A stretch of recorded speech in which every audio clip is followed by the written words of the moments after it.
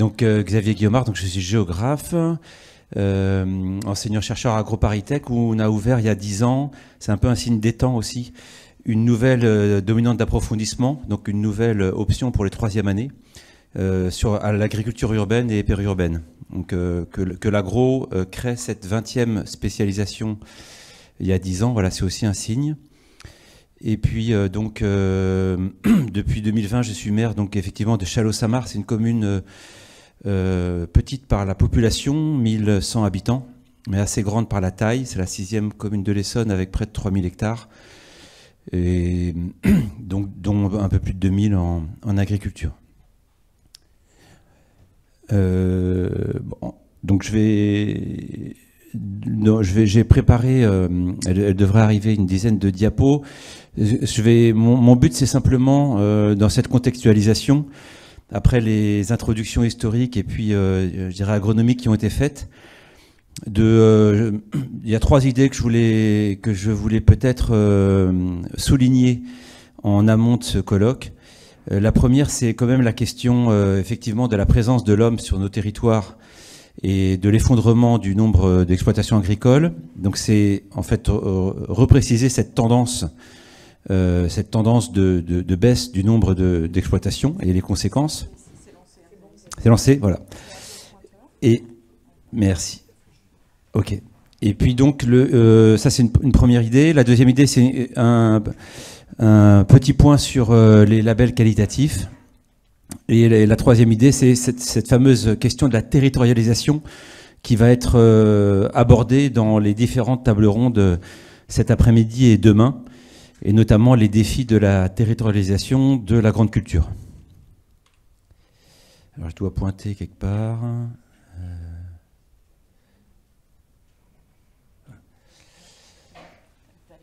Ouais. Je vais le mettre là parce que ça va être plus facile. Donc la première idée, qui est un peu de la ligne de ce qu'a dit Sophie de Vienne, plus d'hectares par ferme, moins de fermes, moins d'emplois, mais renouveau du maraîchage. Donc c'est une des premières idées que je pense qu'il va falloir avoir en tête pendant ces 2 jours, dans une région qui a un peu plus de 90% de grandes cultures.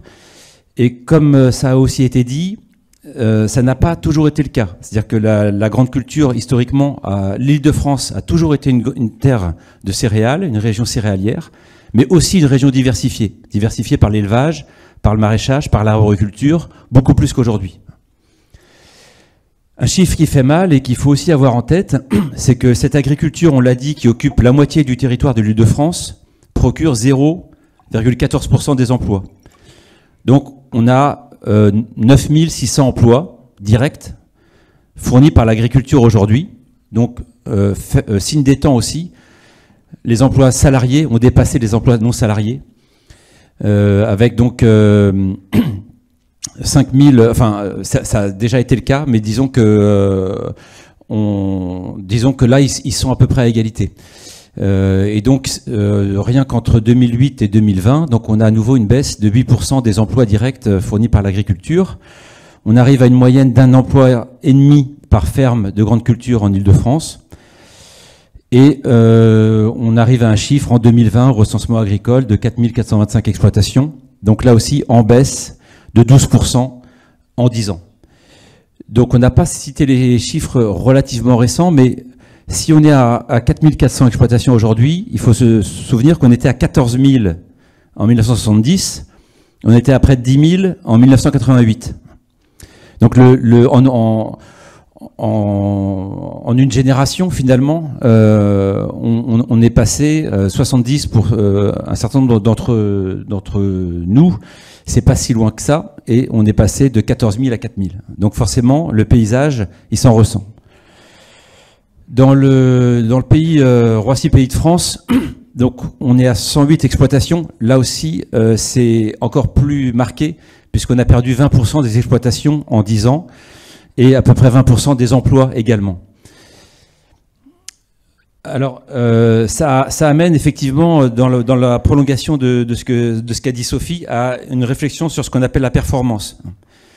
La performance est-elle d'avoir le moins d'emplois possible à l'hectare et d'arriver vers des fermes à 1 emploi, tous les 200 ou 300 hectares grâce à une mécanisation, mais au prix aussi d'une capitalisation forte et donc d'une difficulté de transmission des exploitations agricoles.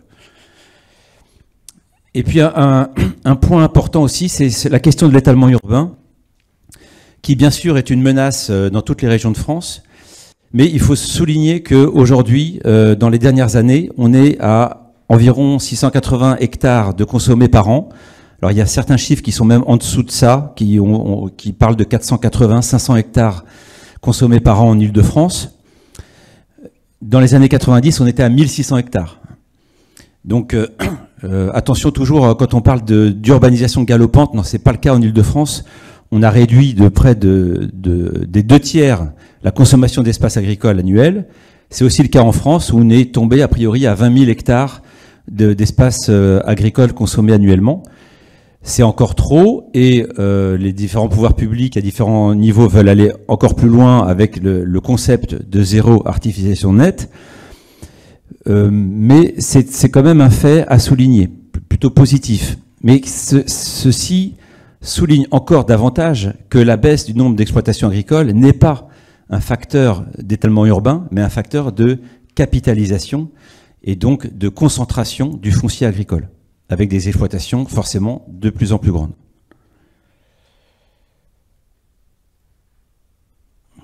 Je vais arriver à aller dans le bon sens. Sur cette question d'une agriculture avec des exploitations de plus en plus grandes et de moins en moins nombreuses, un effet qui corrige, je dirais, cette déterritorialisation, c'est une légère progression des circuits courts, puisqu'en 2010, on avait 16% des exploitations franciliennes qui étaient en circuit court, et on passe à 22% en 2020. Mais voilà, le fait qu'on ait un peu moins du quart des exploitations qui fassent de la vente directe dans une région de 12 millions d'habitants, c'est pas non plus extrêmement fort. Et bien sûr, il y a une extrême diversité de l'ouverture à la vente directe et au circuit court selon les filières. En céréales, on est à 8%, donc notamment vente de pommes de terre, vente de lentilles en sachet, etc. Et puis bien sûr qu'en maraîchage, on est proche des 100%.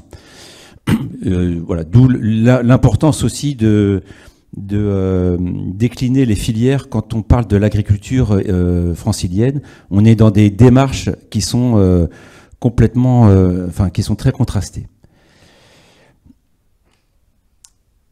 Alors, je vais arriver à aller dans le bon sens.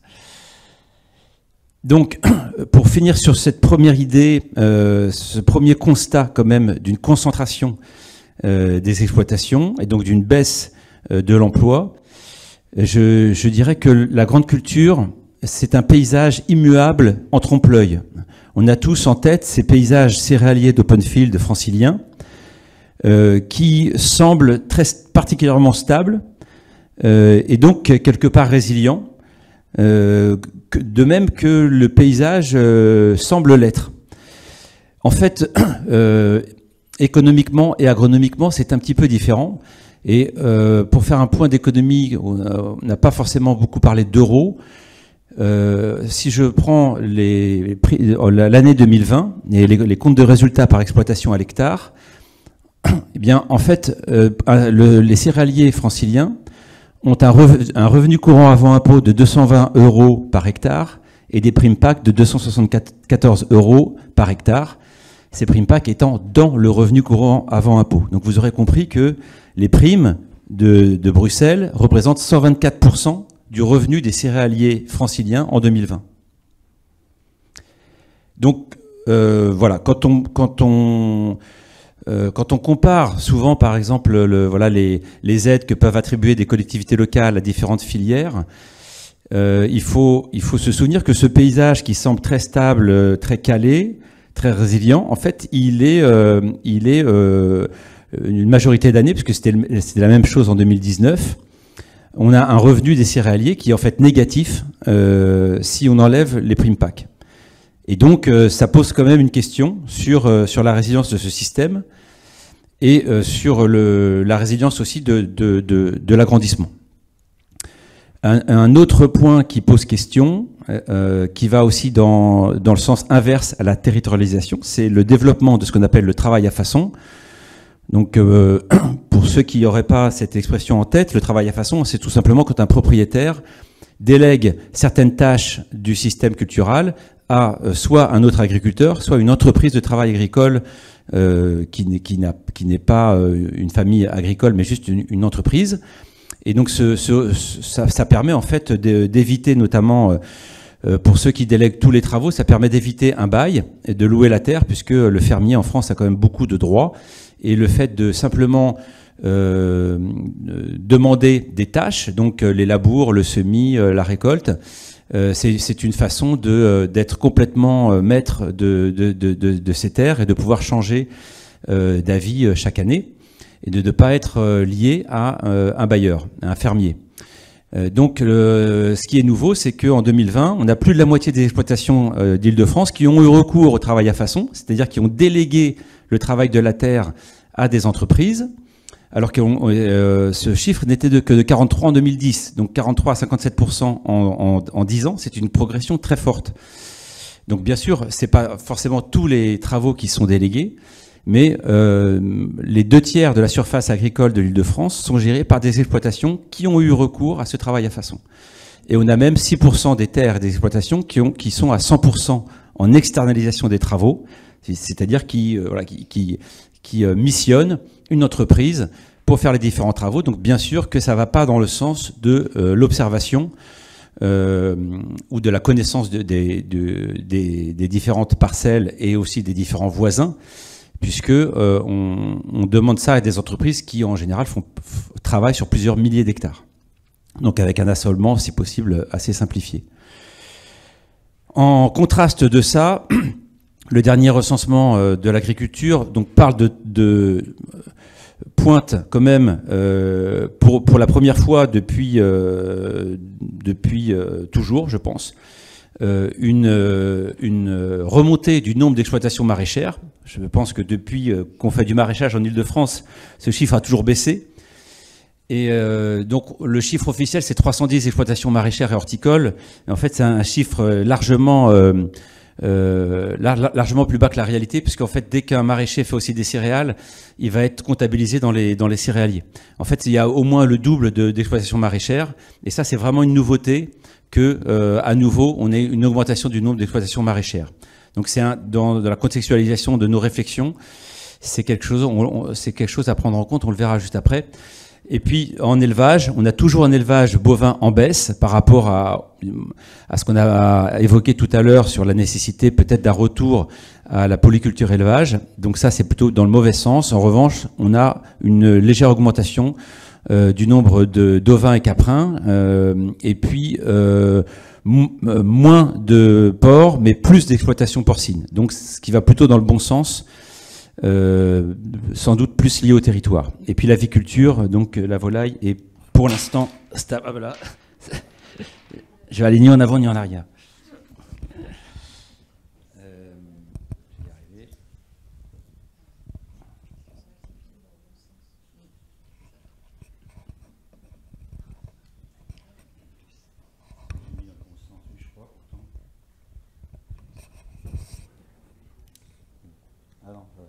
Ça devrait mieux marcher comme ça.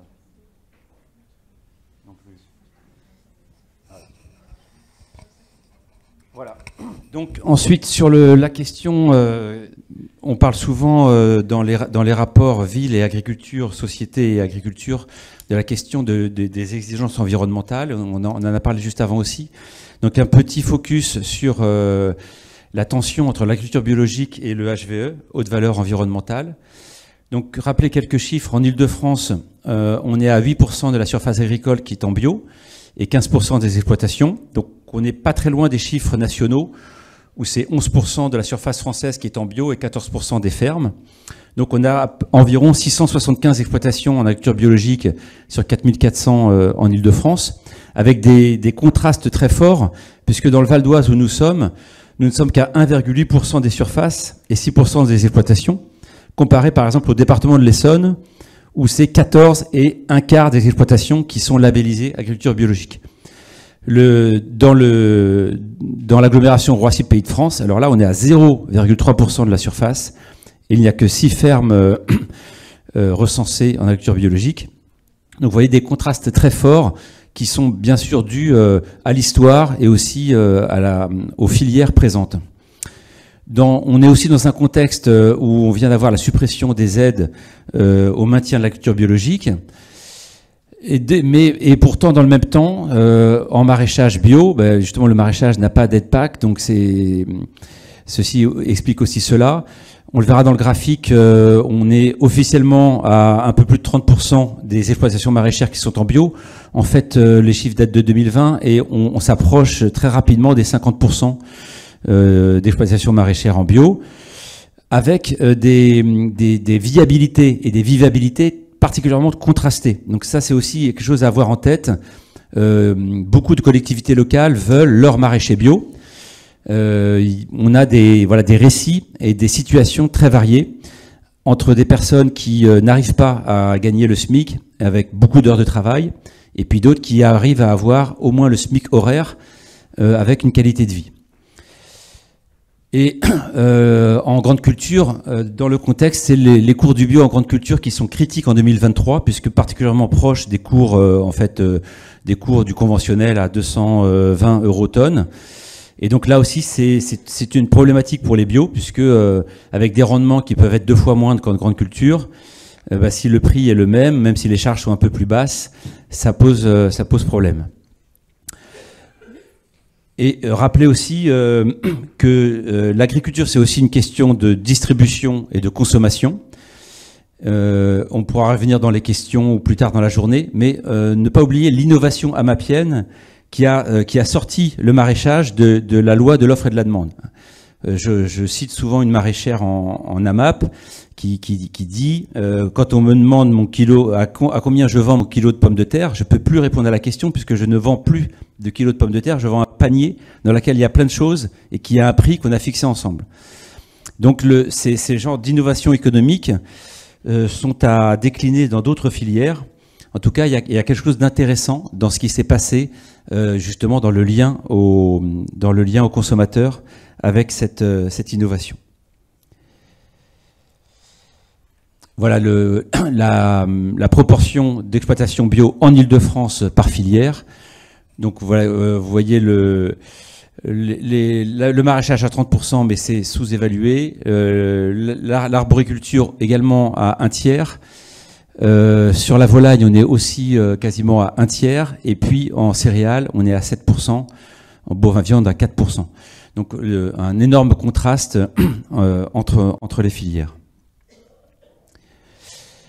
Pour le label HVE, je voulais en parler parce que c'est quand même un label qui est reconnu par l'État, qui est aidé par l'Union européenne presque autant que l'agriculture biologique et qui apparaît dans la loi Egalim dans les 50% de produits labellisés qui doivent composer les menus des repas en restauration scolaire. Donc où on en est en Île-de-France, on a 120 exploitations certifiées, dont 4 en maraîchage, comparé à 200 exploitations maraîchères certifiées agriculture biologique en Île-de-France. Et donc, vous vous souvenez, le chiffre, on est proche de 700 exploitations certifiées bio. Une progression des certifications HVE, même si cette progression aussi se tasse. Je rappelle que le label haute valeur environnementale autorise les produits cancérigènes, mutagènes, reprotoxiques de niveau 2, c'est-à-dire suspicion CMR, voire CMR 1, donc CMR avéré, en cas de dérogation.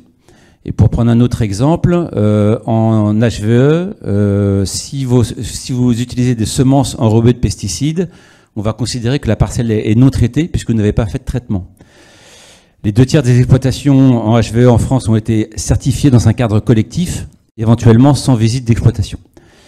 Donc on est sur des démarches qui sont très éloignées de l'agriculture biologique puisque tous les pesticides comme le prosulfocarbe, etc. sont tout à fait autorisés en HVE. Et ça pose question dans la compréhension par le consommateur de ces labels, surtout quand ce label HVE apparaît sur les menus scolaires dans les 50% de produits qualifiés.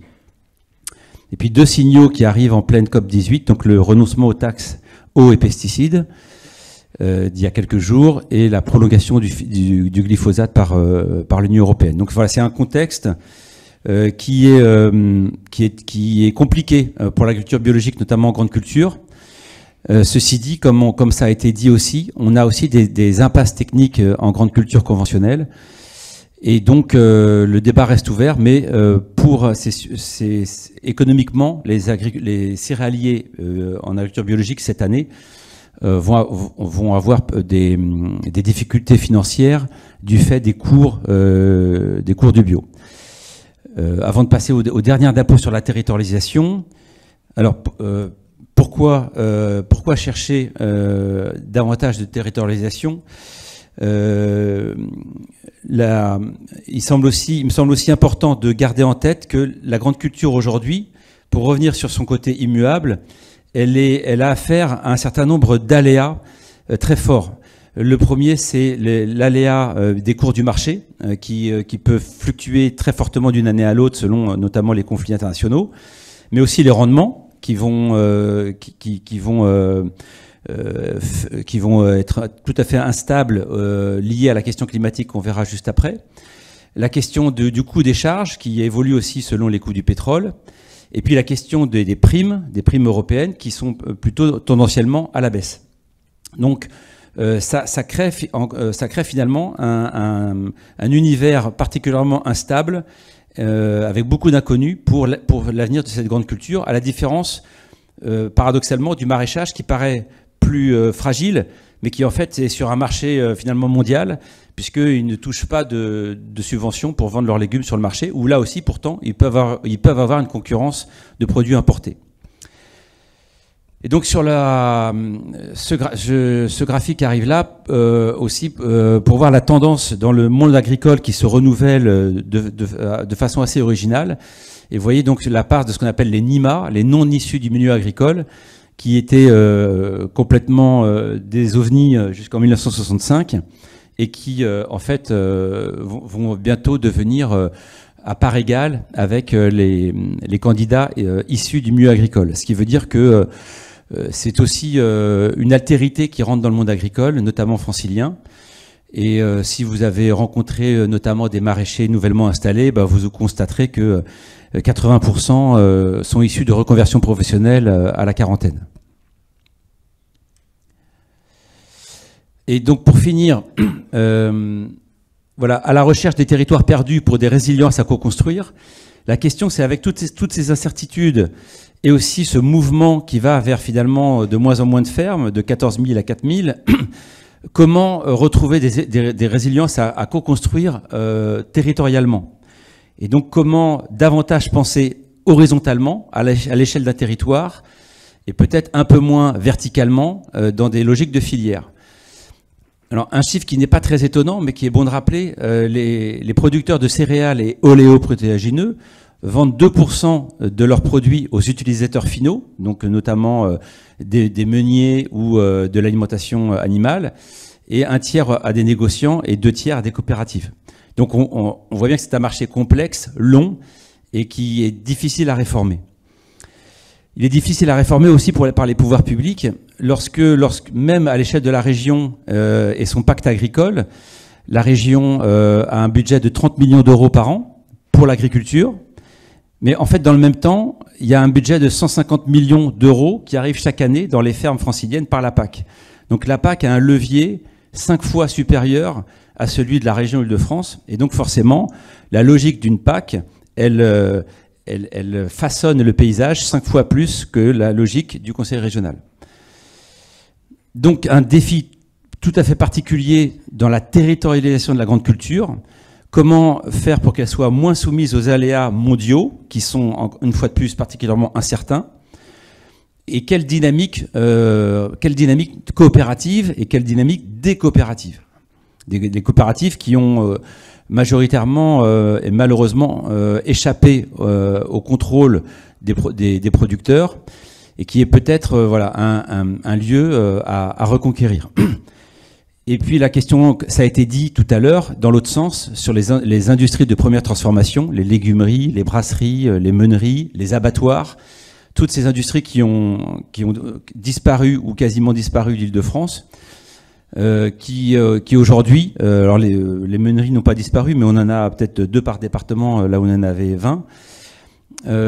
C'est aussi ce manque d'industries de première transformation qui ralentit ou bloque un certain nombre de diversifications et, pour reprendre l'idée qui a été soumise avant, de captation de la marge. Être performant, c'est aussi pouvoir faire de la valeur ajoutée à l'hectare. Et pour ça, il faut pouvoir transformer.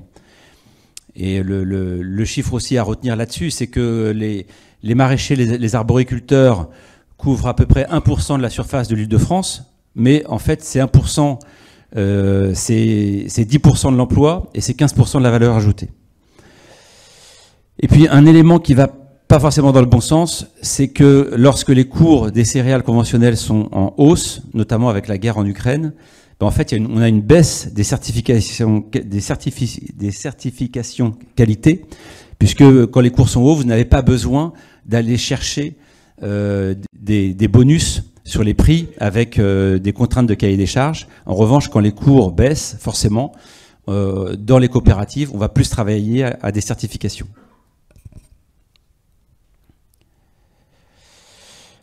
Et enfin, donc, par rapport à ce dialogue agriculture et territoire, dans ce qui change et ce qu'on constate récemment aussi, c'est la généralisation des postes de chargés de mission agriculture dans les établissements de public de coopération intercommunale. L'Île-de-France, si on enlève la métropole du Grand Paris qui est au centre, est découpée en 51 communautés de communes ou communautés d'agglomération. Et donc c'est aussi 51 échelles de tentatives de reterritorialisation de l'agriculture par des politiques publiques d'accompagnement. Et là, on a une vraie tension entre une logique d'aide à l'investissement et une logique d'aide au fonctionnement. Donc l'exemple qui est montré là, c'est l'exemple de Magny-les-Hameaux, par exemple, une commune qui a investi 800 000 € dans un bâtiment d'exploitation pour le mettre à la disposition par location de maraîchers bio. Et donc forcément, la remarque qui est faite dans ces cas-là, c'est « Ah, mais les tomates et les carottes, elles vont finir par coûter cher ». Et en fait, on est là dans une logique d'investissement, c'est-à-dire que la collectivité locale investit une fois pour toutes, de façon à ce que ceux qui vont s'installer puissent être autonomes et vivre de leur travail. Donc on est finalement dans une logique inverse de la PAC, qui fait vivre 4000 céréaliers, mais avec des primes PAC qui sont à 125% du revenu. Donc c'est deux logiques, mais quel est le plus sain entre aider sur le fonctionnement et l'investissement? C'est quand même sans doute plutôt sur l'investissement.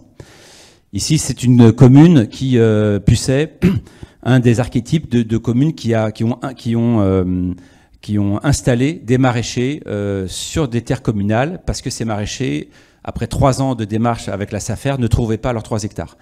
Et donc, ils ont pu s'installer là et devenir couveuses d'activité et fournir 3 AMAP dans le sud Essonne. Donc là, il y a un vrai enjeu qu'il faudra aussi avoir en tête sur cet apport de capitaux dans l'investissement et dans les outils de transformation. C'est aussi ce qui se passe dans certaines légumeries en Île-de-France, et avec des montages assez intéressants, notamment de SCOP ou de SIC. La restauration collective est un énorme enjeu. Là, je prendrai juste l'exemple de ma commune. Par rapport à l'agriculture biologique, quand on est arrivé, la restauration collective était à 0% de bio. On est passé en 3 mois de 0 à 50% de bio. On n'a pas touché le tarif aux parents qui est de 4 €. Pourquoi? Parce qu'en fait, de passer de 0 à 50% de bio et d'exclure toute la volaille industrielle de la restauration collective, ça a augmenté le prix de 7%. Le prix final, tout coût intégré, puisque la matière de cuisine dans un repas de restauration collective, il est minoritaire. Donc forcément, quand vous augmentez la qualité, à la fin, ça fait un surcoût de 7%, et donc on l'a pas reporté sur les prix. Donc c'est aussi c'est aussi dans ces logiques-là qu'on peut faire un saut qualitatif en restauration collective sans faire un saut dans le prix. Et c'est ce qu'on a choisi de faire, et c'est ce qui est tout à fait possible. On aura aussi en tête, je pense, pendant ces 2 jours, toutes les démarches de plans alimentaires territoriaux, qui sont pour moi un véritable défi démocratique. C'est-à-dire la façon dont ils sont faits et la vitesse avec laquelle ils sont animés dit aussi quelque chose de leur crédibilité. Il y a malheureusement beaucoup d'intercommunalités qui cochent la case « j'ai fait mon pâte » et c'est un dossier de plus dans les armoires ou les fichiers informatiques. Si on prend la logique de pâte au sérieux, ça peut être quelque chose de vraiment très impliquant et qui va vraiment pouvoir changer les choses sur le territoire. Et puis je termine par, c'est la dernière diapo promis Sophie, les territoires agri-urbains. Sophie en parlera aussi plus tard. Mais c'est peut-être voilà, là aussi une pensée à avoir transversale sur ces territoires qui font 3 choses particulières. La première, c'est qu'ils ont inscrit vraiment l'agriculture au cœur de leur projet de territoire. Projet économique, projet environnemental, projet sociétal. D'avoir une gouvernance tripartite, c'est-à-dire de ne pas attendre qu'il y ait des problèmes pour que les élus, les agriculteurs, les associations se rencontrent, mais d'avoir une structure pérenne, un dialogue permanent avec des représentants des élus, des représentants du monde agricole, des représentants du monde associatif, de façon à prendre l'habitude culturelle de travailler ensemble et sur le long terme de pouvoir tenter de rebâtir une résilience territoriale. Et puis une animation permanente avec un ou une chargée de mission, agriculture, qui peut faire partie d'un EPCI ou d'une association, mais qui va tous les jours, en fait, relancer ce travail de mise en lien, parce que si cette animation n'est pas portée, en fait, le soufflet retombe. Et donc, si on veut pas laisser le naturel revenir au galop, d'aller chercher le moins cher à l'autre bout du monde, il faut qu'il y ait, que les gens se connaissent et qu'ils aient l'envie, en fait, de travailler ensemble sur un territoire, entre société civile, agriculteurs et élus. Merci.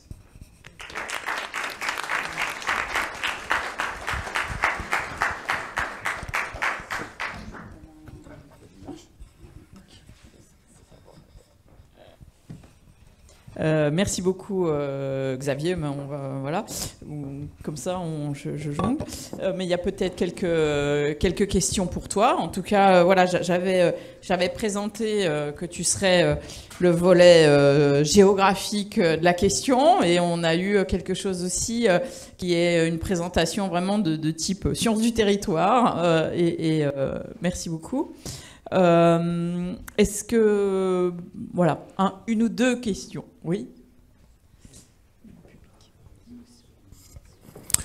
Oui, bonjour. C'est une question à la fois pour le dernier intervenant et puis peut-être pour l'intervenante précédente aussi à qui on n'a pas pu poser des questions. Moi, je voudrais revenir sur à la croisée des chemins entre l'agroécologie et l'étalement urbain qui a été présenté par l'intervenant précédent. Alors on a vu qu'il baisse, on est à 680 hectares par an en moins chaque année, si j'ai bien compris. Vous avez dit que c'est mieux, mais c'est encore trop. Et la question que je me pose, à ce rythme-là, vous qui connaissez les chiffres, quand c'est qu'il n'y aura plus aucune terre en Île-de-France? Parce que en fait, c'est moins, mais un jour ou l'autre, il n'y en a plus. Et donc, je suppose que si on veut faire de l'agroécologie, si on veut faire de la ceinture verte ou de l'archipel agri-urbain, comme vous le dites, il faut des terres. Ou alors on va passer dans de l'agriculture hyper technologique que vous aviez l'air de dénoncer, madame. Donc, tout ça pour dire, la question c'est quand c'est qu'on s'arrête l'étalement urbain? Surtout qu'on est quand même ici en Île-de-France, il y a une grande dynamique d'étalement urbain, il y a la métropole du Grand Paris, il y a le Grand Paris Express, il y a les Jeux Olympiques, il y a une région qui a réduit son plafond de la zéro artificialisation nette de 50 à 20%. Alors, est-ce qu'on ne serait pas à un moment donné où il faudrait dire stop?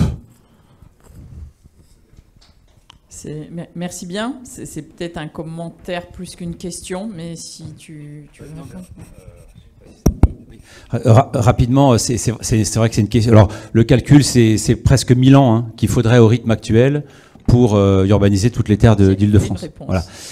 Mais c'est quand même trop, 600. Et alors, c'est un sujet qui est actuellement permanent, notamment dans la révision du schéma directeur de la région Île-de-France. Moi-même étant siégeant à la communauté d'agglomération de l'Étang-Poix, je peux vous dire qu'il y a pas plus tard qu'il y a 2 semaines, les principaux maires de l'agglomération ont fait voter que l'avis de l'agglomération sur le projet de SDRIF, ils étaient contre l'imposition de fonds urbains d'intérêt régional et qu'ils voulaient davantage pouvoir s'étaler pour faire du logement parce que ils ont une contrainte de construction de logements sociaux. Donc je me suis opposé, j'ai voté contre cet avis de notre agglomération qui était non aux SDRIF parce que c'est un carcan pour l'étalement urbain et pour créer de nouveaux logements. Donc sur 75 membres, on devait être 5 à voter contre. Hein. Donc il y a 70 sur 75 qui ont été oui. On est d'accord que le SDRIF est un carcan et qu'il faut qu'il nous libère. Voilà. Donc vous voyez où on en est aussi, hein, même des élus qui sont a priori conscients des problèmes. Donc il y a un problème culturel, c'est-à-dire que l'espace agricole n'est pas encore considéré comme une ressource non renouvelable. Voilà. Et donc il faut faire la ville autrement. Mais même si je pense qu'il va y avoir un compromis de trouver par rapport à notre agglo, mais il faut quand même savoir que tous les plans locaux d'urbanisme aujourd'hui sont soumis au contrôle de légalité et que les préfets regardent par rapport aux ZAN, aux zéro artificialisation nette, combien votre PLU permet d'urbaniser d'hectares dans les 10, 15, 20 années qui viennent. Donc il y a quand même une observation et une régulation par l'État des plans locaux d'urbanisme et donc des SCOT et des schémas directeurs régionaux qui est particulièrement forte aujourd'hui. Donc ça, voilà. Ça veut pas dire qu'on ne voit pas encore des tartines de pavillon à l'ancienne parce que le SDRIF précédent l'avait permis et que donc l'État ne peut pas s'y opposer. Une question peut-être au fond, et puis après, monsieur. Alors, quand on regarde des données, on sait qu'on a une autonomie alimentaire d'Île-de-France qui est à 3 jours grâce à Rungis. On sait aussi dernièrement qu'il y a beaucoup de logements vacants, donc on peut se poser la question aussi du mètre carré par personne, comme on pose la question pour les animaux. Et une question, je voulais savoir si au niveau de vos écoles, il y avait eu une étude de fait sur la circulation de l'alimentation, à savoir les AMAP qu'on a en Île-de-France, souvent ne proviennent pas de nos territoires. Donc est-ce qu'il y a des flux comme ça? Est-ce qu'il y a des schémas qui permettent aux élus et aux citoyens de savoir un petit peu, en termes de résilience, d'où viennent leur nourriture, quelles sont les autonomies, et si on se pose des questions de sécheresse, comment on va pouvoir être en capacité de pouvoir s'alimenter si effectivement on a des problèmes de rendement, et on a surtout des terres, le sol étant important, un sol ne correspond pas à un autre sol. On sait très bien qu'on a des terres en Île-de-France qui sont très riches, qui permettent justement de ne pas être irriguées. Est-ce qu'on n'aurait pas intérêt à conserver ces terres comme étant au même titre qu'une église, au même titre qu'un bâtiment, du patrimoine, parce que on sait très bien aussi que pour reconstituer des sols, il faut du temps, et qu'on va pouvoir se trouver à compte tenu des événements climatiques qui sont ceux de la sécheresse, mais aussi des inondations, dans des moments où ça sera critique. Oui, d'ailleurs, il y avait un projet de loi qui visait à prioriser les terres les moins fertiles dans les plans locaux d'urbanisme, donc ça n'a pas été retenu, mais c'est quand même aussi un conseil qui est donné à toutes les communes quand elles veulent urbaniser, de choisir en fonction du potentiel agronomique des terres. Après, vous parlez des AMAP et des flux. Alors c'est vrai qu'aujourd'hui, AgroParisTech et ailleurs, à l'INRA, il y a pas mal d'études, ce qu'on appelle le métabolisme urbain, pour voir ce qui rentre, ce qui sort, notamment en flux d'azote à l'échelle régionale ou départementale ou plus petit encore. Je pense pas que ce soit avec les AMAP qui posent le plus de problèmes. Si des AMAP ne trouvent pas de maraîchers bio en Île-de-France, c'est parce qu'ils sont déjà presque tous en AMAP ou sur des marchés, et qu'il faudrait aussi laisser la place dans le foncier à des candidats à l'installation là où ils veulent vivre. Parce qu'on a aussi ce problème d'une offre. On entend parfois dire bah oui, on a des offres pour s'installer en agriculture biologique, on trouve pas de porteurs de projets, mais c'est parce que s'installer quelque part, c'est aussi un projet de vie. Et donc il y a aussi tout un tas de personnes qui veulent s'installer et qui ne trouvent pas à s'installer là où ils veulent s'installer. Donc il y a effectivement encore de la place pour des maraîchers qui approvisionneraient ces AMAP, mais le plus gros problème alimentaire en Ile-de-France, c'est la viande, et c'est là qu'effectivement on a 2 ou 3 jours de subsistance par an, alors que en pain on est autosuffisant en blé, meunier comme en salade. Donc là c'est aussi, comme ça a été dit, le retour d'une polyculture élevage. Et ça demande un bouleversement des tendances agronomiques actuelles, même si on a timidement un retour un peu du package, du talage, des choses qui étaient très très connues avant, qui se refont timidement, par exemple sur le plateau de Limours. Xavier, alors j'avais dit une dernière question. Peut-être j'aurais dû vous demander de vous présenter.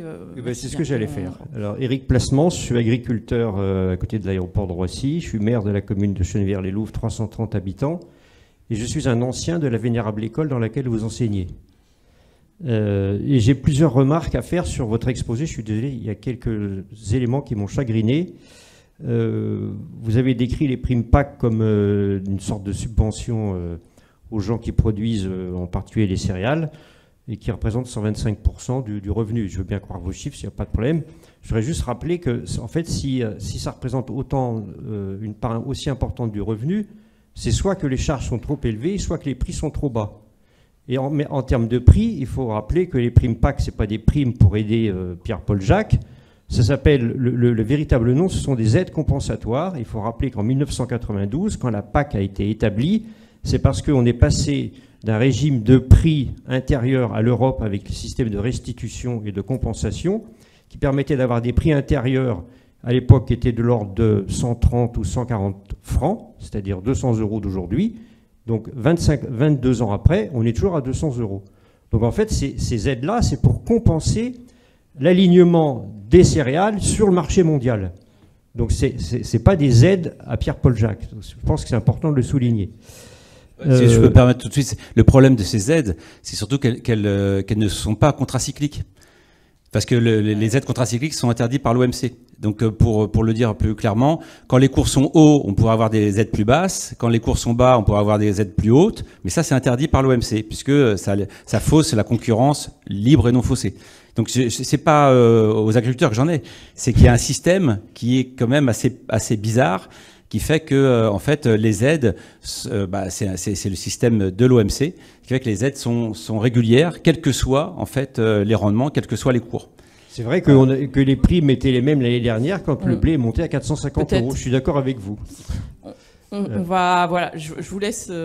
Ensuite, il y avait d'autres points. Oui, il y a plusieurs points. Sur le travail à façon, si c'est un petit peu développé, c'est parce que les machines sont devenues de plus en plus importantes, de plus en plus grosses et de plus en plus chères. Et le cas que vous avez cité du propriétaire qui veut faire cultiver sa ferme par d'immenses machines, comme l'image d'Épinal des États-Unis, vous avez des machines qui remontent du nord au sud. C'est anecdotique, c'est quelques exemples, c'est pas la majorité. Enfin, j'ai cru comprendre que vous vouliez que vous aviez l'opinion d'orienter les primes vers une régionalisation. La régionalisation des primes PAC, c'est un sujet très sensible. Et je pense qu'on ne peut pas comparer le montant qui est accordé par la région à l'agriculture avec celui qui provient de l'Europe. C'est pas la même chose. On ne peut pas comparer les deux. Le raisonnement n'est pas bon, parce que si la région veut pousser sur l'arboriculture, sur les céréales ou sur les lentilles, elle va le faire. L'Europe, le problème, c'est que les céréales, c'est un marché mondial et qu'on ne peut pas dire qu'en Île-de-France, les primes vont être à 100 € et puis en Bourgogne, ça va être 300 €. C'est juste la différence de calibre entre deux politiques à deux échelles différentes. Et effectivement, comme vous l'avez dit, même si l'Île-de-France n'a que 30 millions, si elle les place à des endroits stratégiques, ça peut avoir un effet. Mais elle ne peut pas en fait les diluer comme l'Europe peut se permettre de les diluer. Enfin, elle ne les dilue pas vraiment, puisqu'il y a aussi des absents de la PAC. Oui, c'est pas la même échelle, quoi. Ensuite, il y a deux petites choses qui m'ont choqué. C'est que vous avez comparé la valeur ajoutée des arboriculteurs avec la valeur ajoutée des céréaliers. Je ne me vois pas très bien apporter un cajot de blé sur un marché. C'est pas... Okay. L'un, c'est de la matière première, l'autre, c'est un produit fini. Donc, c'est normal que la valeur ajoutée soit différente. Merci. Je pense qu'on est... Et dernière chose, vous avez parlé de votre cantine. Je pense que c'est pas bien de dire que le bio, c'est de la qualité et que le conventionnel, c'est pas de la qualité. C'est deux choses différentes et je pense pas que le conventionnel soit de mauvaise qualité. C'est autre chose. Pour ce qui concerne la volaille, une volaille sans label en restauration scolaire, donc ni label rouge ni bio, c'est une volaille qui n'a jamais vu le jour de sa vie, de l'œuf jusqu'à l'abattoir. Oui, donc c'est ça qu'on a enlevé aussi de la cantine. Pour 0 € d'augmentation. Oui, mais avec la volaille industrielle, les enfants ne sont pas malades. Donc, il ne faut pas opposer les deux. Et tu peux rajouter que la qualité d'une volaille, c'est dû principalement à son alimentation, avant de pouvoir parcourir des herbages. De toute façon, le grand message sur l'alimentation et la qualité, c'est le consommateur qui a le principal levier d'action sur les modalités de son agriculture environnante. On va passer à la dernière présentation et donc sur la quatrième mise en perspective qui est par rapport au changement climatique et en articulation avec l'aménagement du territoire, les usages des sols. Donc Nathalie Denoblet, professeure et experte aussi en ayant créé un groupe régional, donc auprès du GIEC, où tu as pu produire un rapport sur les questions de changement climatique et d'usage des sols, et puis également fondatrice, si j'ai bien compris, d'un groupe régional sur ces questions climatiques en Île-de-France. Voilà, merci bien. Merci beaucoup Sophie, merci à tous. J'espère que vous avez encore un petit peu d'énergie. Nous allons parler du contexte climatique. C'est très à la mode aujourd'hui puisqu'il y a la COP28 qui se passe dans les Émirats arabes. Ce qui est on peut en discuter, c'est assez surprenant. Et je voulais aussi rappeler finalement dans la continuité du premier exposé qui a parlé d'Emmanuel Leroy-Ladurie, c'est qu'Emmanuel Leroy-Ladurie a été le premier à démontrer que l'agriculture et les signaux venant de l'agriculture, notamment de la viticulture, étaient les premiers signaux qui démontraient que le changement climatique était en route avec l'avancée des dates de vendange. Donc il y a eu des travaux très fructueux entre Emmanuel Leroy-Ladurie et les climatologues pendant pas mal d'années. Alors je vais d'abord parler de où en sommes-nous sur le dérèglement climatique. Donc cette figure vous montre à droite comme à gauche une évolution des différences de température chaque année par rapport à la moyenne du début du 19e siècle. Et donc au début c'était autour de 0. Donc la figure qui est sur votre droite, c'est celle qui vous montre l'évolution depuis 1850. Et vous avez ce que vous avez sûrement entendu dans la presse, que nous avons à peu près 1,15 degré de réchauffement climatique depuis la révolution pré-industrielle en 1850. Et puis la figure de gauche vous montre la même chose, mais elle fait un zoom arrière sur les 2000 dernières années. Donc vous voyez cette accélération qu'on appelle la courbe en crosse de Hawkey. Et donc pendant 2000 ans, le climat a été très stable et c'est celui qui a permis l'installation de l'agriculture. C'est 2000 ans, ce qu'on appelle l'Holocène, une période relativement stable climatiquement, assez longue, même si les périodes auparavant étaient très instables. Donc en fait, on est vraiment sur un recul brutal. Et le dernier point que je voulais souligner sur cette figure de gauche, c'est que vous voyez que normalement, on avait amorcé un très léger refroidissement. La Terre connaît des cycles glaciaires interglaciaires naturels avec une périodicité de 100 000 ans. Et depuis 3-4 000 ans, nous avions amorcé un très léger refroidissement pour atteindre une prochaine glaciation dans 60 000 ans. Prochaine glaciation que nous n'atteindrons jamais parce que nous avons émis des gaz à effet de serre dans l'atmosphère qui nous ont déroutés de notre cycle naturel de l'évolution du climat. C'est pour ça que certains scientifiques qualifient notre ère d'anthropocène, l'homme ayant eu cette force et cette capacité de changer la trajectoire naturelle du climat de notre planète. Alors, je voulais aussi rappeler que quand on parle de changement climatique ou de dérèglement climatique, on ne parle pas que de température. On parle de plein d'autres perturbations. Et ici, c'est résumé dans 4 grandes boîtes qui constituent le système climatique. Vous avez à gauche les océans, en bas les continents, à droite la cryosphère et en haut l'atmosphère. Donc ces 4 grands blocs subissent des changements. Je vais juste en citer quelques-uns. Sur la cryosphère, eh bien, nous avons une décroissance des surfaces occupées par les glaciers et nous avons eu la disparition totale d'un grand nombre de glaciers en Islande, en Italie, en ce moment en Amérique du Sud. Et donc ça, c'est de l'irréversibilité au temps de nos sociétés, pas sur les temps géologiques de la planète, mais sur les temps de nos sociétés, c'est irréversible. Nous avons une fonte du pergélisol aussi dans beaucoup de régions de l'Alaska, dans les très hautes latitudes nord, qui conduisent à un affaissement de structures d'habitat, de structures ferroviaires, qui ont été construites sur des sols gelés, mais depuis tellement de milliers d'années que tout le monde avait oublié qu'il y avait quand même un risque un jour que ça fonde. Voilà. Et côté océan, on a une accumulation de chaleur dans les 2000 premiers mètres de l'océan, qui est assez gigantesque.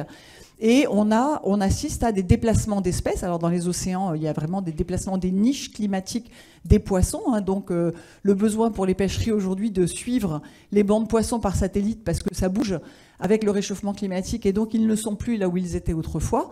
Et puis sur les continents, eh bien, on a un verdissement des très hautes latitudes dans l'hémisphère nord et en altitude avec des conditions qui deviennent favorables à l'installation de certaines espèces. Voilà, donc c'est juste pour citer quelques exemples, mais ne pas oublier que le changement climatique, ça n'est pas que de la température. Alors, on sait en France que ça bouge, parce que si vous suivez un peu les bulletins météo, les normales climatiques ont évolué. Jusqu'en 1950, les normales climatiques étaient toujours les mêmes. Et puis depuis 1950, tous les 10 ans, on réactualise les normales climatiques. Les dernières ont été réactualisées, on ne le voit pas là, je ne sais pas pourquoi ça a disparu, mais en mi-juin 2022.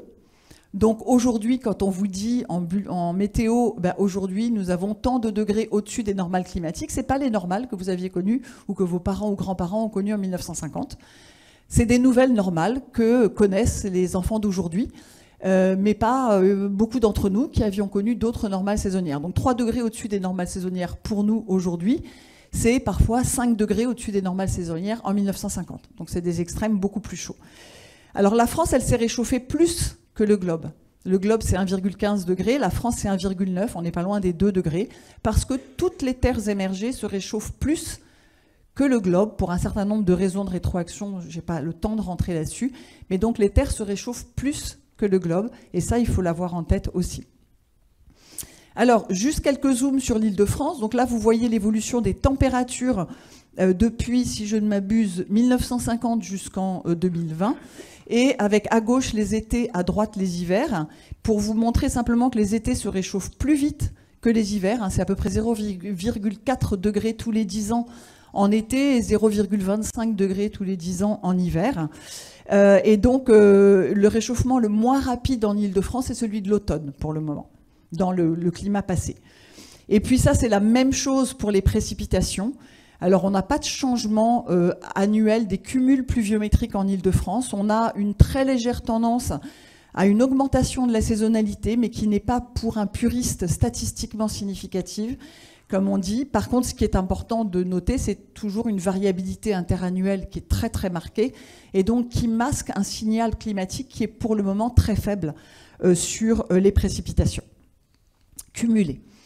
Cette figure vous montre les vagues de chaleur en Île-de-France depuis 1947. Donc vous avez sur l'axe horizontal la durée de ces vagues de chaleur et sur l'axe vertical l'intensité en température de ces vagues de chaleur. Et vous retrouvez en haut à droite 2003 qui reste à ce jour la vague de chaleur inégalée en France.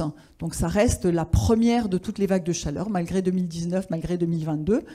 Et vous voyez aussi que 2019, qui est en haut à gauche, est inégalé en termes d'intensité de température atteinte pour l'Île-de-France. Et puis, ce qu'il faut voir, c'est 2022. Alors, c'est toujours notre petite blague de climatologue quand notre président nous a dit 2022, qui aurait pu le prévoir? Eh bien, en fait, il y a 20 ans, effectivement, c'était une vague de chaleur qui était presque imprévisible. Début du 19e siècle, c'était une chance sur 200 qu'elle apparaisse, et encore, donc quasiment improbable.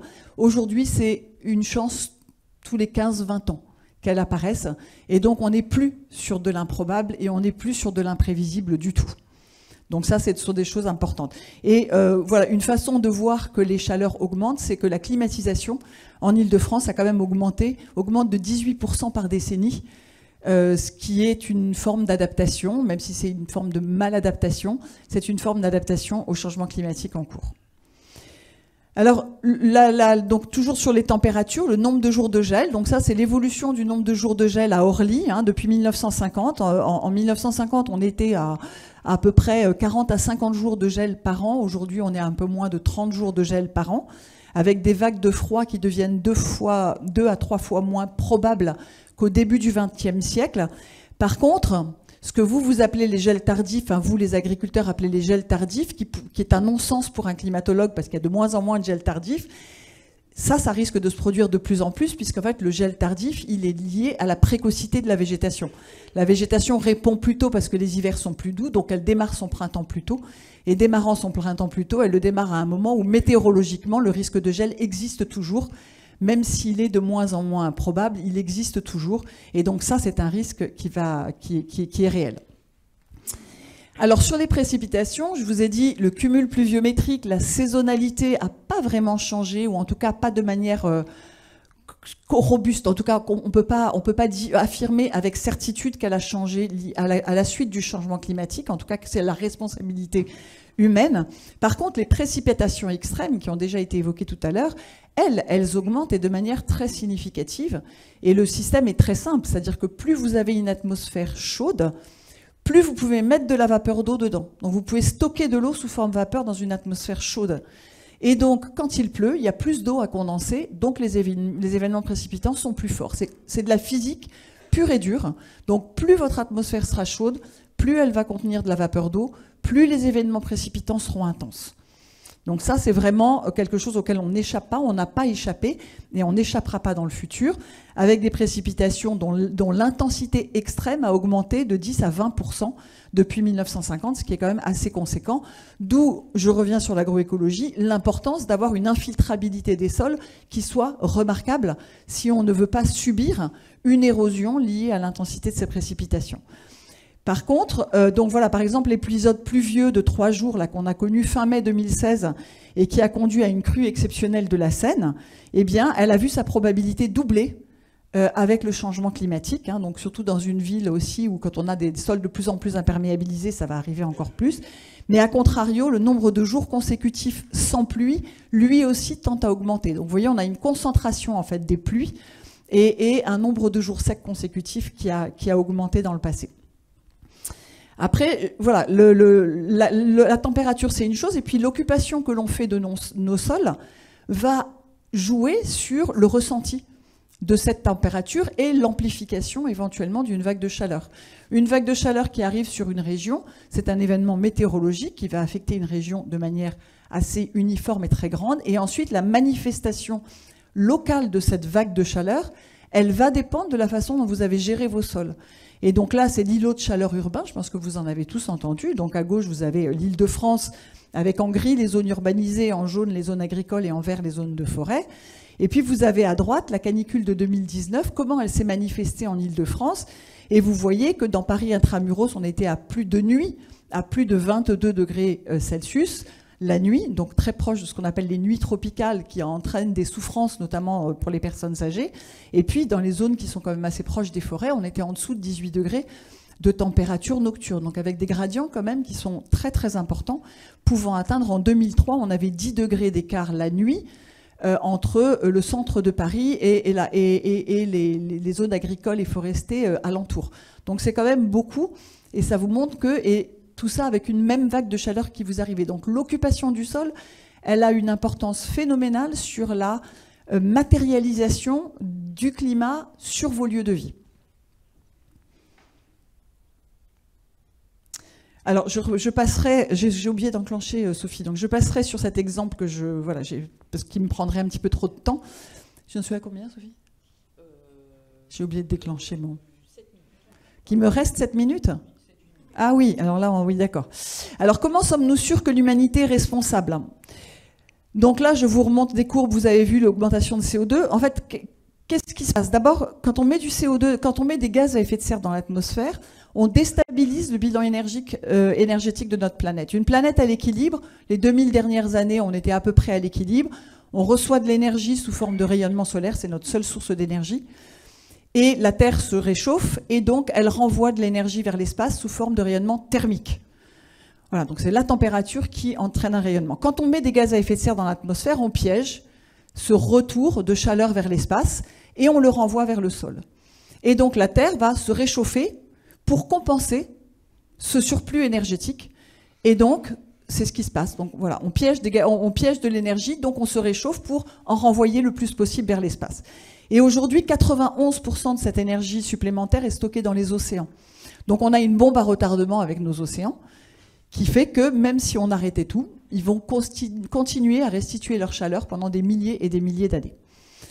Alors, comment on fait pour attribuer au rôle de l'homme? En fait, on passe par la modélisation. Il ne vous a pas échappé qu'on n'a pas une deuxième planète expérimentale sur laquelle on peut faire des tests. Donc, on met notre système climatique en équation.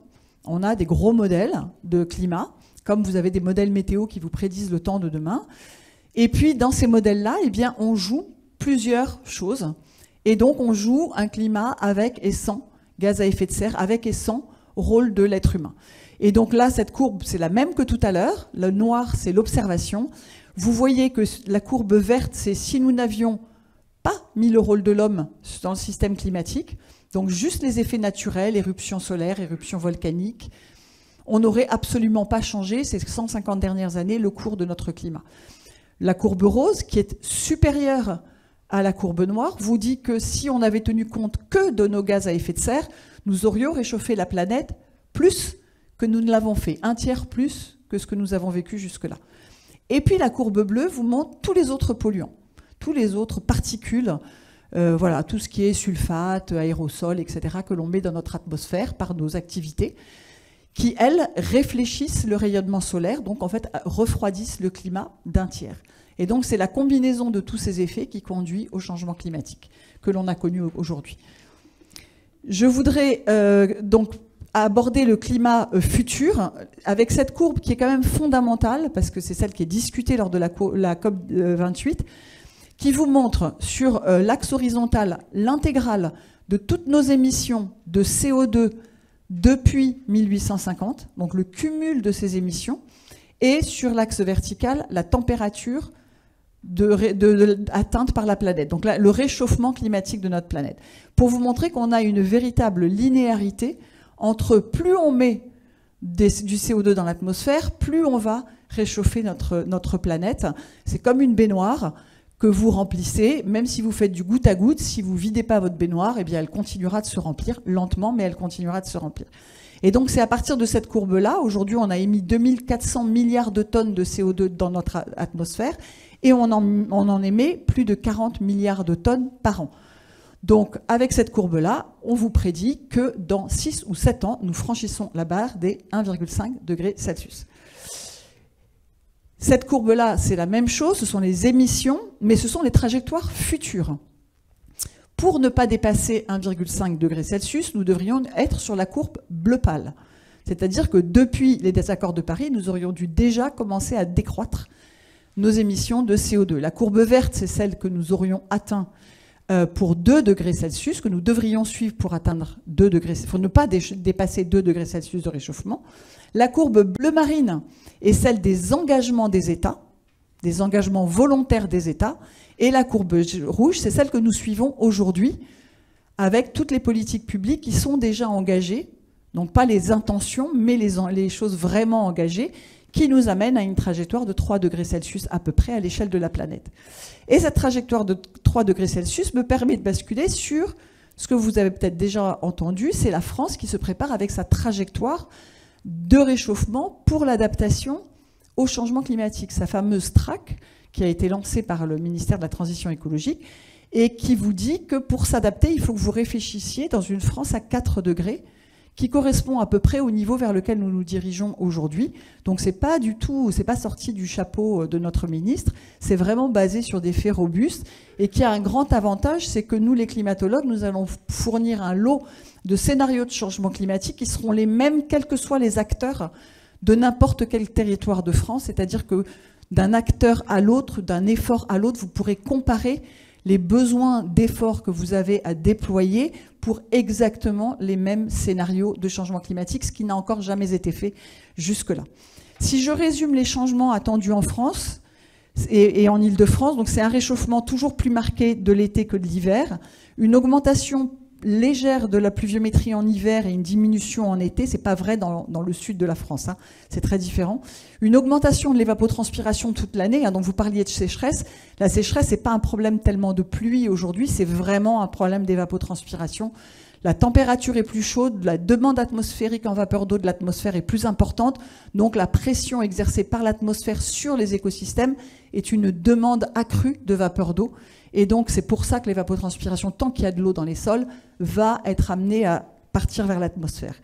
Et ce qui est très important, et ça a été évoqué ce matin, c'est l'augmentation de la variabilité interannuelle des pluies comme de la température. Donc on va vers des mondes qui sont de plus en plus, entre guillemets, chaotiques, d'une année sur l'autre, d'une saison sur l'autre. Donc ça, il faut trouver des modes de transformation agricole qui permettent de lisser cette variabilité très intense. 3 à 4 fois plus de nuits tropicales, une augmentation bien sûr des vagues de chaleur, les canicules récentes deviennent la norme, hein, 2022, on ne cessera pas de le répéter. Réfléchissez à ce qui a été mal en 2022. Est-ce qu'une solution aurait pu vous permettre de lisser les problèmes en 2022? Si vous l'avez, mettez-la en œuvre maintenant, ça va se reproduire. Une baisse des vagues de froid et du gel, mais pas une disparition.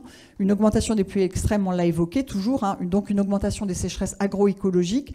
Et ce qu'on voit arriver, c'est des événements combinés. Autrefois, en France, on avait soit une canicule, soit une sécheresse. Maintenant, on a les deux.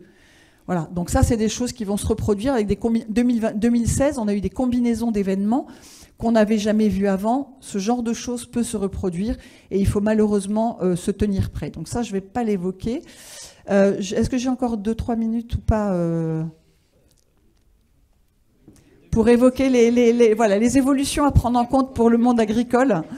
Voilà, donc un réchauffement marqué de toutes les saisons, hein, donc ça veut dire des déphasages de tous les cycles phénologiques entre les plantes, mais de plantes à pathogènes, de pathogènes à pollinisateurs, etc. Donc ça veut dire qu'on ne se retrouve pas avec du vivant actif au même moment, et donc cette désynchronisation, elle pose un certain nombre de problèmes. Une migration, bien sûr, des pathogènes et des ravageurs vers le nord. Aujourd'hui, la plupart de ceux qui peuvent se déplacer, c'est 2,7 km par an de migration vers le nord. Voilà, la chenille processionnaire du pin pour les forestiers, par exemple, ils la connaissent bien. Voilà. Alors, par contre, la question, c'est est-ce qu'il y a des conditions favorables pour de nouvelles cultures? Est-ce qu'il y a de nouvelles opportunités? On a un réchauffement marqué des hivers et des printemps plus doux, ce qui veut dire des débourrements forcément plus précoces, mais donc des risques de gel tardif accrus, et surtout une survie favorisée de tous les pathogènes et ravageurs. Et ça, c'est un vrai problème, notamment si on arrête les traitements phytosanitaires, ce qui est une bonne chose, mais il faut compenser. Des extrêmes plus chauds et une variabilité accrue, donc ça, c'est des déplacements plus fréquents de température stressantes, avec des seuils physiologiques qui vont être dépassés pour les humains comme pour le vivant. Une baisse de la stabilité des rendements, donc ça c'est aussi des choses importantes, et une difficulté du travail dans les champs, parce que les températures, les travailleurs extérieurs sont ceux qui souffrent, ils n'ont pas la possibilité de mettre la clim, donc ça c'est un vrai problème. Des sols globalement plus secs, hein, on l'a évoqué, donc un risque d'augmentation des besoins en irrigation, la nécessité de choisir des cultures moins consommatrices, la sécheresse printanière, hein, qui propose des problèmes de levée de semis au printemps, et une sécheresse estivale qui va donc affecter les rendements, voilà, et aussi l'élevage, puisque ça va affecter les prairies. On en parle moins, mais le CO2, de plus en plus d'études scientifiques montrent que l'augmentation du CO2 dans l'atmosphère fait que la teneur en protéines des productions baisse. Et donc ça pose probablement des problèmes aussi, ça va poser des problèmes de qualité du végétal dans l'alimentation. Et puis, on parlait d'élevage tout à l'heure, mais plus le réchauffement climatique augmente, plus les émissions de méthane vont contribuer à accélérer la production d'ozone. Et la production d'ozone, elle est mauvaise et pour nous et pour les plantes, et donc pour les rendements. Je passe sur Paris à 50 degrés. Je voulais juste terminer sur 2 éléments de langage. L'atténuation, c'est les solutions pour éviter l'ingérable. Mais l'adaptation, ce sont des solutions pour gérer l'inévitable. Et l'inévitable, c'est les 4 degrés en France, par lesquels on va forcément passer Donc il faut évidemment se tenir prêt. Et je vous laisse juste avec cette dernière figure pour vous rappeler que le risque, ce n'est pas que le changement climatique, c'est aussi l'exposition, votre vulnérabilité et votre capacité de réagir. Donc là, le monsieur à gauche, le manque de bol, il est sous l'aléa, il est sous le pot de cactus qui tombe, mais il est vulnérable parce qu'il est exposé parce qu'il est juste dessous, puis il est vulnérable parce qu'il vient d'enlever son casque.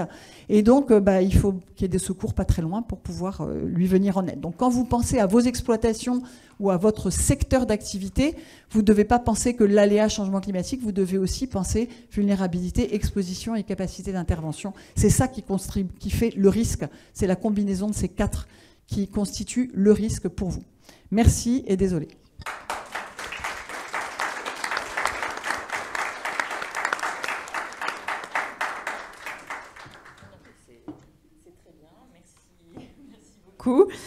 C'était donc une mise en contextualisation très claire aussi, hein, du point de vue de là où on va. Voilà, maintenant, quelle réaction on fait, on installe par rapport à ce diagnostic, finalement, de notre État.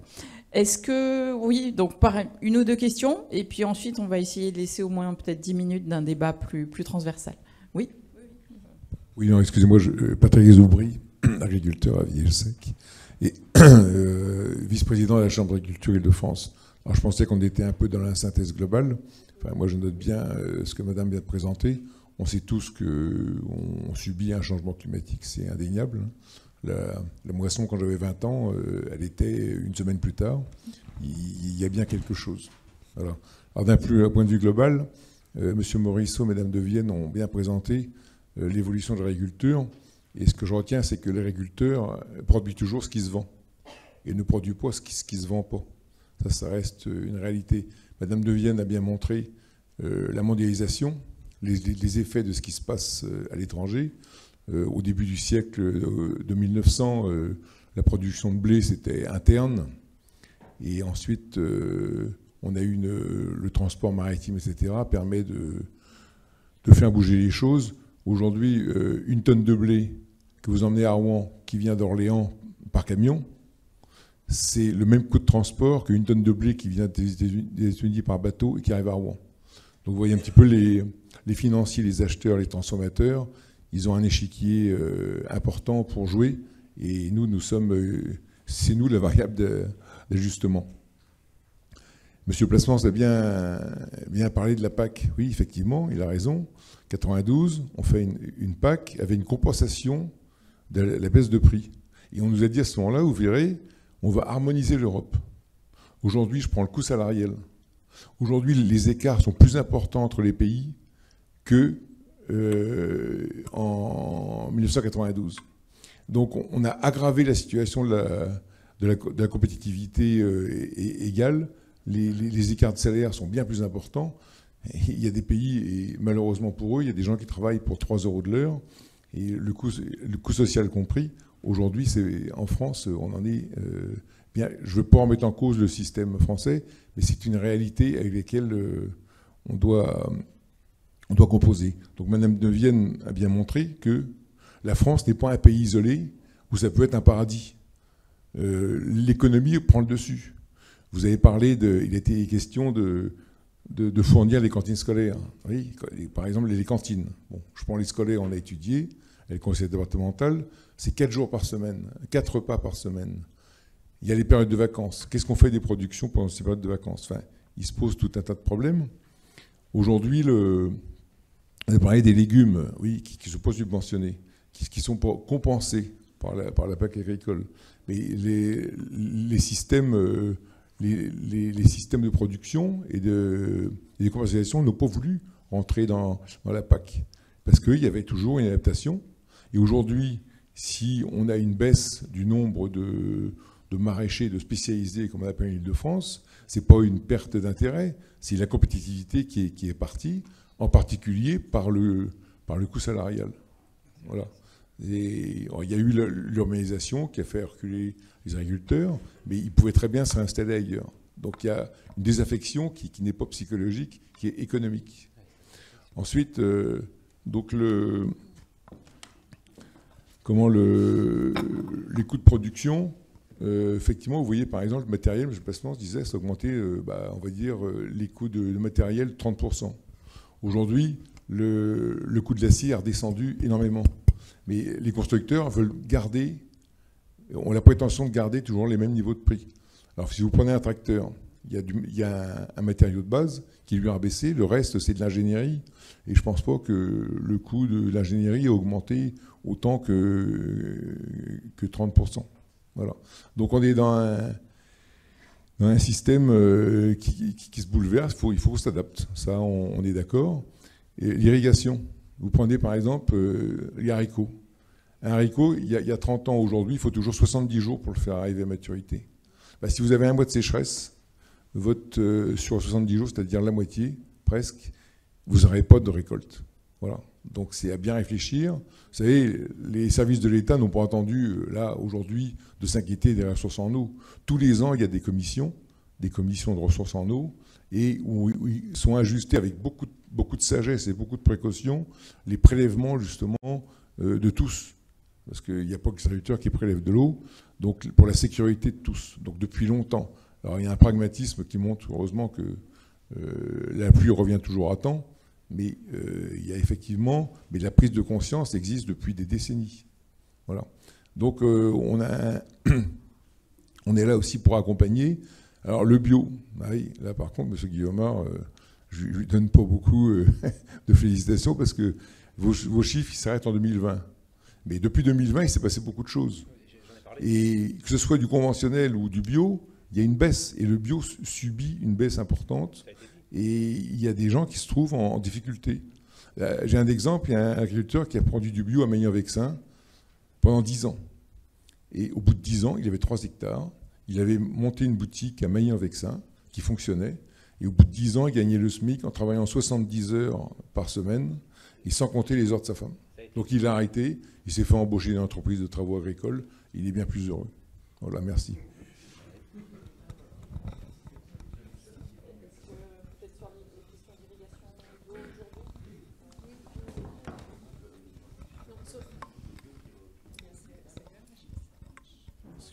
Merci. Sur les questions d'irrigation, peut-être, moi, ce que je voulais dire, je suis passée très vite, mais c'est que les besoins vont augmenter.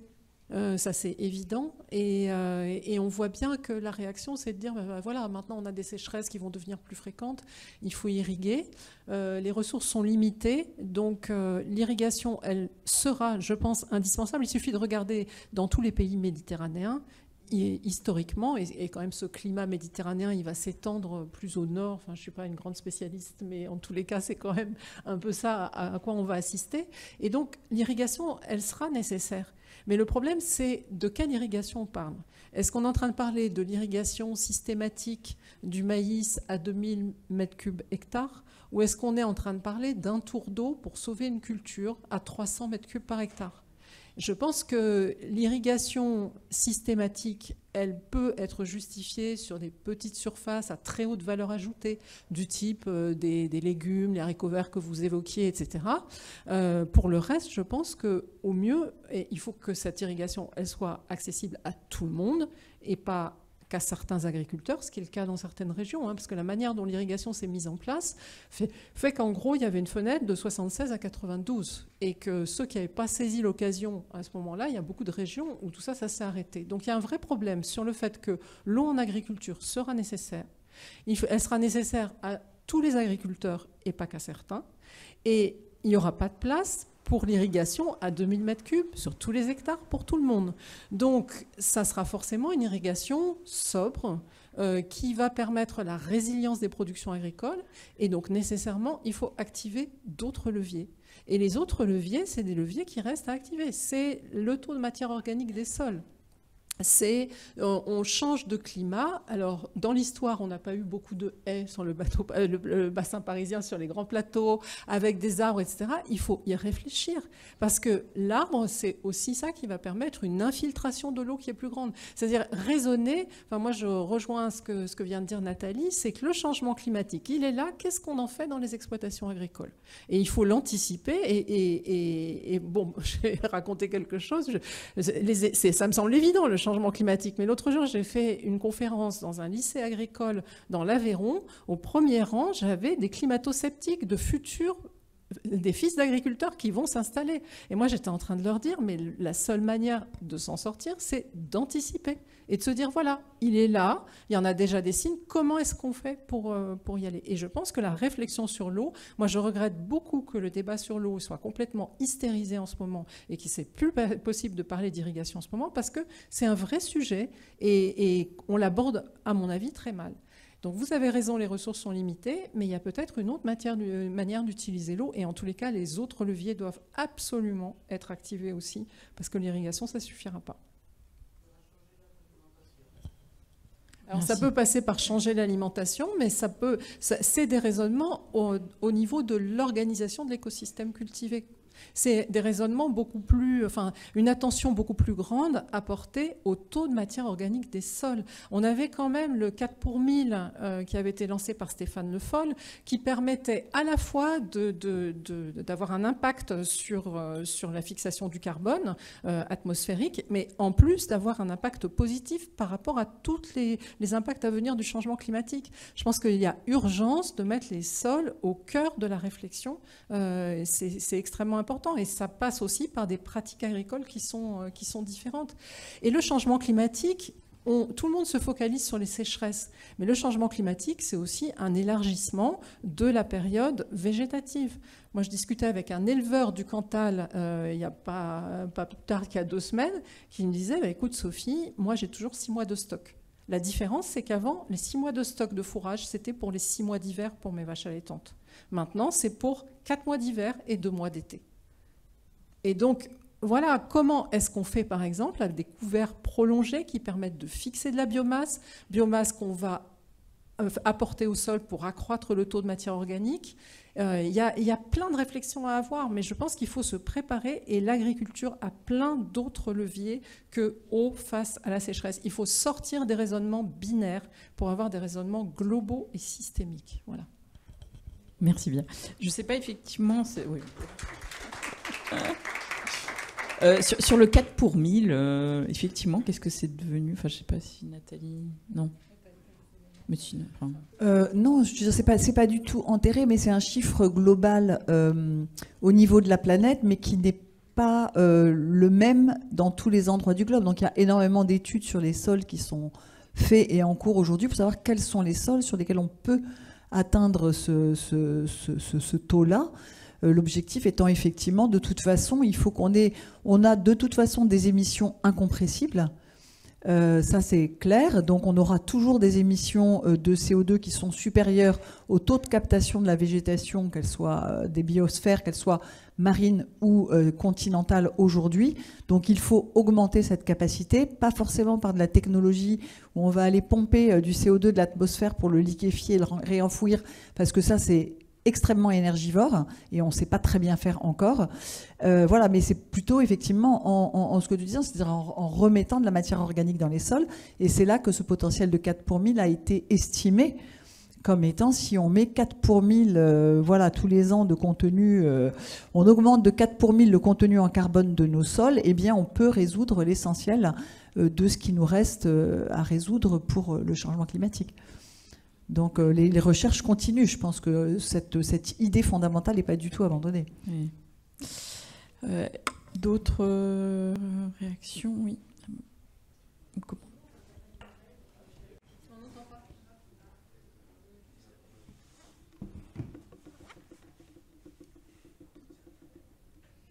Là, vous m'entendez? Donc Nathalie Moret, je suis agricultrice au Plessis-Gassot avec mon mari. Donc on a une exploitation qui est très diversifiée. On fait du maraîchage en libre cueillette. Et donc là, on est très confronté au problème d'irrigation, parce qu'on n'a pas l'irrigation. Il n'y en avait jamais eu sur l'exploitation. Et on a eu des années de sécheresse qui nous ont fait baisser nos productions du simple au double. Donc on se pose la question d'arrêter le maraîchage à cause de l'irrigation. Je suppose que vous connaissez le coût d'un forage. On est au minimum à 100 000 €. N'est-ce pas, Eric?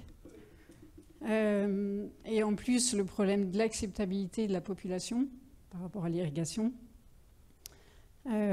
Ensuite, on a une petite diversification en ruches. Enfin, je fais du miel, donc on a des abeilles et on est très embêté par un phénomène qu'on n'a pas parlé, c'est la mondialisation des échanges et le fait qu'on a beaucoup de parasites aujourd'hui qui arrivent du monde entier.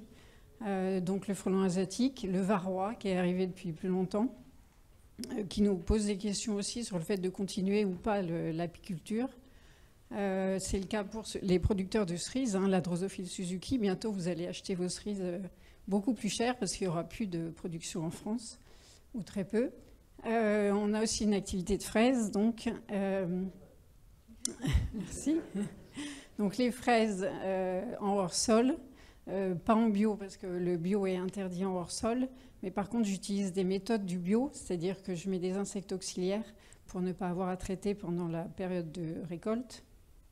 Mais ça entraîne des coûts de production plus élevés parce qu'on vend nos fraises à 11 € le kilo. Et c'est là qu'on s'aperçoit qu'on n'a pas la même population, les mêmes clientèles quand on vend en cueillette des légumes ou des fraises à 11 € le kilo. Donc il y a un problème de clients, de potentiel de pouvoir d'achat dans notre région qui est tout proche de la banlieue. Et ensuite, on a aussi des grandes cultures. Donc, on est bien occupé. On fait aussi des betteraves. Et notre coopérative, Tereos, a dit à ses producteurs que ceux qui se sont lancés dans le bio ne devaient pas semer de betteraves pour le bio l'année prochaine parce que le marché est engorgé. Il y a beaucoup trop de stock. Alors, je suppose qu'ici, vous achetez du bio, du sucre bio à 3,50 € le kilo, mais ce n'est pas la majorité des consommateurs. Et donc, si on veut que les agriculteurs changent de méthode, reviennent éventuellement à l'ancien temps, il faut que les consommateurs veuillent bien acheter comme avant.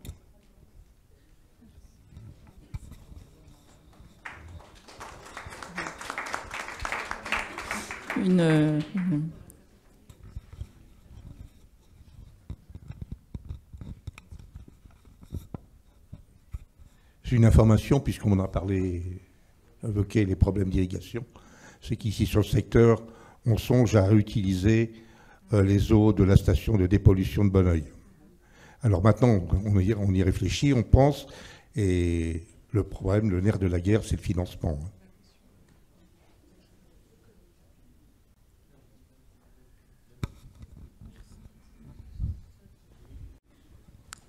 Peut-être aussi qu'il y a des questions entre vous par rapport aux exposés des uns et des autres, non, ou des commentaires, ou des rebonds.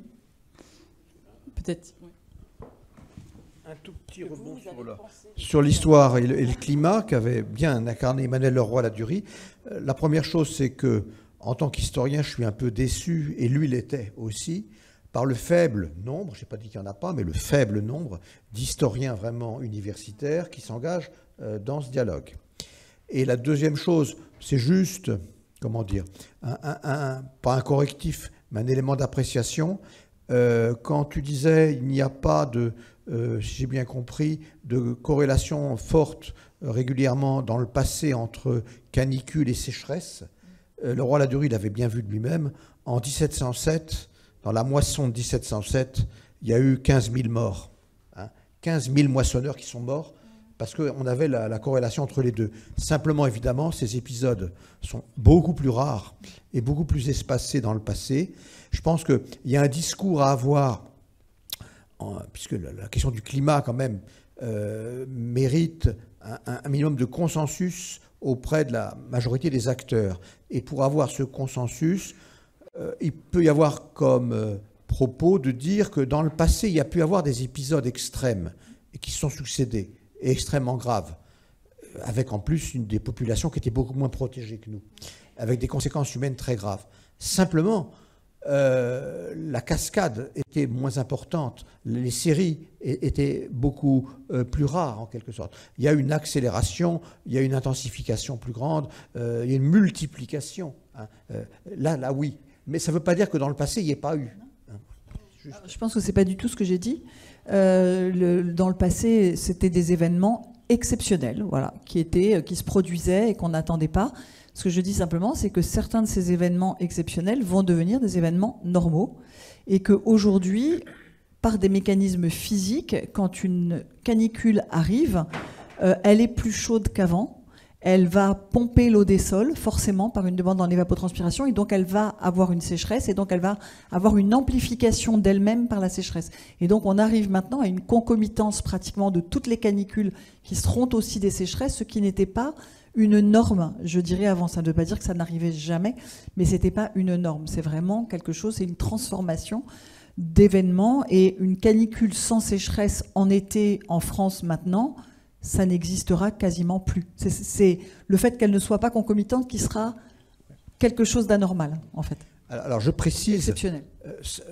Non seulement dans le passé, il y a eu des épisodes extrêmement graves, mais il y a eu des séries d'épisodes extrêmes, dans des sens très différents d'ailleurs, qui ont pu durer 5 ans, 10 ans ou 15 ans.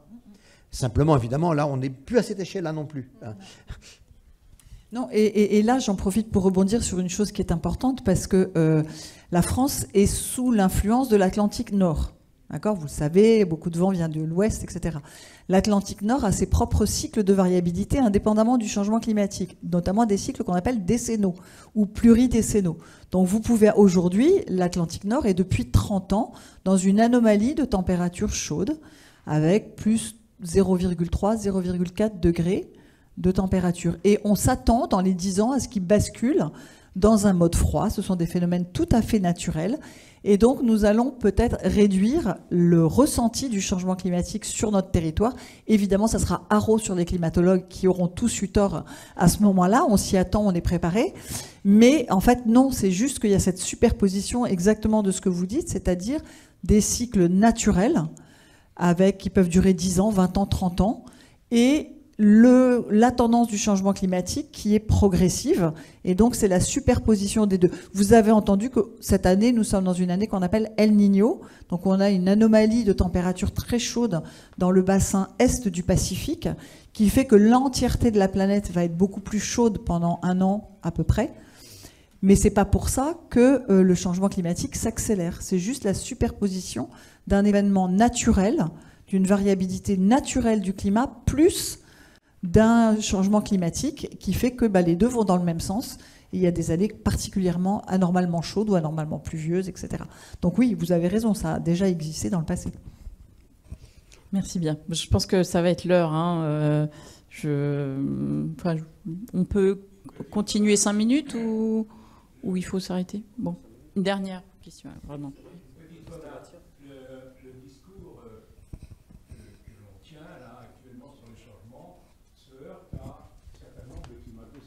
Je parlais devant des gens qui se lancent dans le métier, mais qui disent le changement climatique, ça n'existe pas.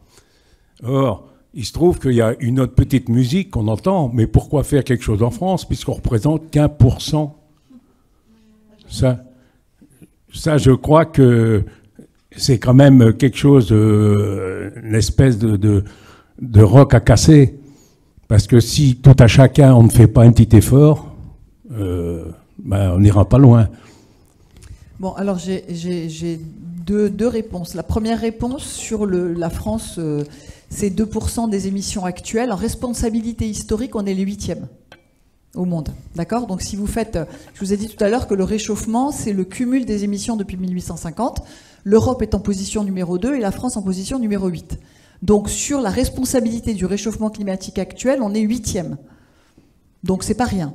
Voilà. Même si aujourd'hui on pèse 2% des émissions mondiales, c'est vraiment la responsabilité historique qui est importante. Deuxième point, le Français moyen a une empreinte carbone de 10 tonnes de CO2 par an. La moyenne mondiale est à 7 et il ne faudrait pas dépasser 2 pour atteindre la responsabilité des accords de Paris. Donc, par rapport aux Sénégalais qui pèsent 0,5 tonnes de CO2 par an, je pense que le Français a encore une marge de progrès à faire.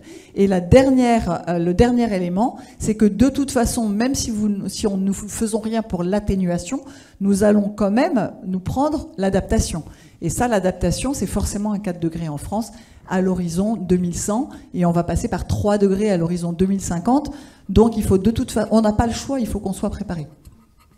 Il ne s'agit peut-être pas de voir les choses comme étant on doit être les premiers à faire des efforts, mais étant on doit être les premiers à imaginer les solutions qui nous permettront de nous adapter, qui nous permettront d'anticiper ces problèmes-là, et après de montrer au reste du monde qu'est-ce qu'il faut faire comme agriculture pour tenir toutes ces choses-là. Moi, j'ai trouvé, donc grand merci à nos 4 intervenants de cette matinée, qui ont, je pense, bien posé les raisons de s'alerter, hein, les raisons de s'inquiéter aussi, de voir des choses qui ont des effets cumulatifs. En particulier, on avait commencé sur ces questions sociales, sur cet enjeu des regroupements, des tailles des parcelles, et ce mouvement finalement de réduction de la main-d'œuvre à l'hectare. Et on voit bien que ça pose un problème, voilà, de bascule avec d'autres facteurs, de cumulation, on va dire, de facteurs négatifs. Et donc, il va s'agir, pour les prochaines tables rondes, de réfléchir plutôt à la façon de cumuler des facteurs plus positifs et de voir des trajectoires de correction